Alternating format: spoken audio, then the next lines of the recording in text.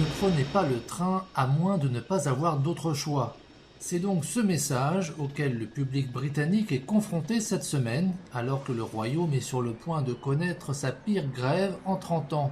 Les jours de grève, un train sur 5 seulement circulera, ce sera le cas ce mardi, jeudi et samedi. Le réseau de métro souterrain de Londres sera également touché, puisque jusqu'à 50 000 employés seront en grève dans tout le pays. Ce sont des millions de passagers qui devraient être affectés alors que les dirigeants syndicaux réclament de meilleurs salaires et une garantie contre de nouvelles pertes d'emplois. Ils nous ont dit qu'ils allaient allonger la semaine de travail de 35 heures à 40 voire 44. Et pour les nouveaux entrants, cela se traduirait par une baisse de salaire.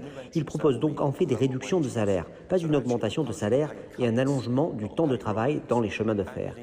Les syndicats et les compagnies ferroviaires restent engagés dans des pourparlers de dernière minute avec la société privée gouvernementale Network Rail. Après des mois de négociations, un accord semble malgré tout peu probable. Le gouvernement a exclu toute intervention dans ce dossier en soulignant qu'il appartient au secteur de régler le problème. Les grèves sont totalement inutiles, elles vont perturber plusieurs millions de personnes. Les étudiants qui passent leur certificat général de fin d'études secondaires et leur examen de niveau avancé.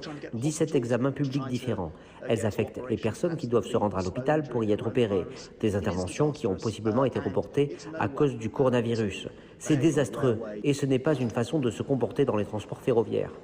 Le coût d'exploitation des chemins de fer britanniques est au cœur de la question. Le gouvernement a demandé à Network Rail de réduire ses dépenses de près de 2,5 milliards de dollars. Londres indique que la pandémie de Covid-19 a vu les ventes de billets chuter d'environ un quart, mais ce n'est pas seulement l'industrie ferroviaire qui fait face au problème. On constate un mécontentement plus large parmi certains employés du secteur public à propos des salaires, alors que le coût de la vie a atteint un sommet en 40 ans au Royaume-Uni. Les enseignants et les infirmières menacent également d'une action revendicative plus tard cette année. Le gouvernement affirme qu'il y a peu de place pour davantage de dépenses publiques en raison de l'impact de la Covid-19. Peu d'espoir donc pour ceux qui vont s'appauvrir dans les mois à venir. Les responsables prédisent que les mouvements sociaux de cette semaine pourraient coûter à eux seuls plus de 180 millions de dollars. Cela se traduira par des dommages économiques ainsi que des perturbations pour des millions de personnes.